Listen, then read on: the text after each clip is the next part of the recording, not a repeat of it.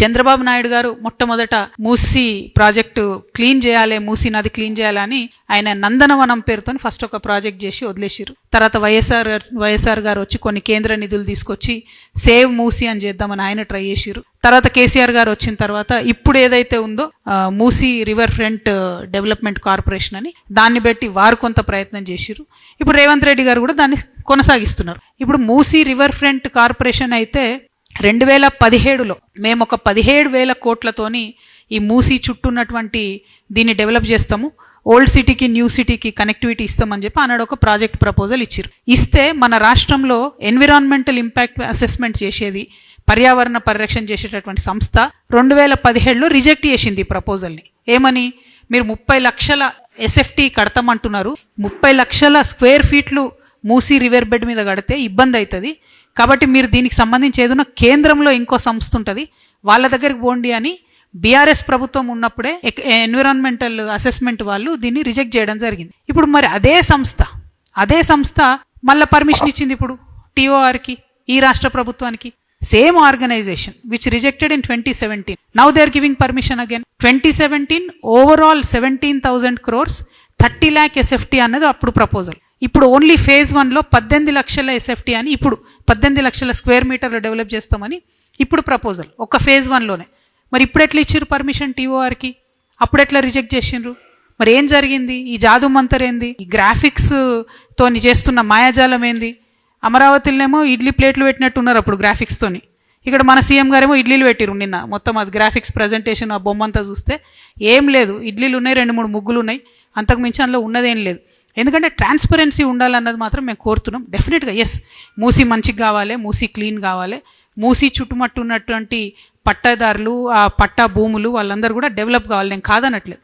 16 నాలాల నుంచి మూసీలోకి మురుగునీరు చేరుతుంది మన హైదరాబాద్లో, 16 నాలాలు. ఆ 16 నాలాలను మేము అడ్రస్ చేస్తాం. మరి ఆ 16 నాలాల నుంచి వచ్చేటటువంటి మురుగు ముందు మూసీలకు పోకుండా చేస్తామని చెప్పరు. ఏమంటారు, ఓన్లీ 4 ఎస్టీపీలు కడుతున్నాం అన్నారు. 4 ఎస్టీపీలు మొత్తం ఈ 16 నాలాస్ అడ్రస్ చేస్తాయా? అది స్ట్రేట్ క్వశ్చన్, టెక్నికల్ క్వశ్చన్. దయచేసి అధికారులు చెప్తారా, ప్రభుత్వం చెప్తారా, నాకు కాదు, మీరు ప్రజలకు క్లారిటీ ఇవ్వండి. 16 నాలాల నుంచి పోయేటటువంటి హైదరాబాద్ మురుగునీరు, ఫార్మా కంపెనీల నుంచి వచ్చే కెమికల్ నీరు, వ్యర్థం మొత్తం మూసీలకు పోతుంది.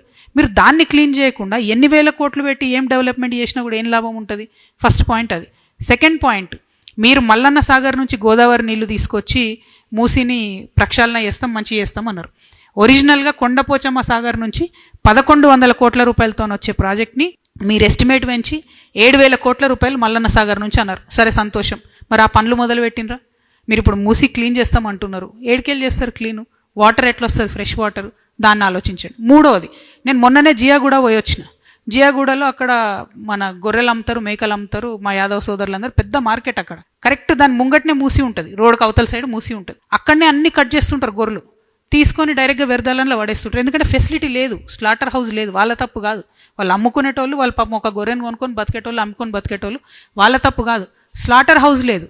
నా రిక్వెస్ట్ ప్రభుత్వంతో, మీరు ఇన్ని వేల కోట్లు పెడుతున్నారు కదా, టోటల్ మూసీ చుట్టూ మీరు జిహెచ్ఎంసీ వాళ్ళ స్టాఫ్ నంబర్ పెంచండి, క్లీన్ చేపియండి, రోజు ఆ వ్యర్థాలు మూసీలకు పోకుండా వాటిని కాపాడండి. అవన్నీ ఎందుకో జాలి పెట్టురు, ఫెన్స్ పెట్టుర్రి. మనం ఇంట్లోకి దోమలు రాకుండా పెట్టినట్టు మీరు వ్యర్థాలు మూసి లేకుండా ఫెన్స్ పెట్టండి, 100 కోట్లలో అయిపోతుంది. అంతేగాని 5,000 కోట్లు 6,000 కోట్లు అంటారు, అది అయ్యేది కాదు, సచ్చేది కాదు.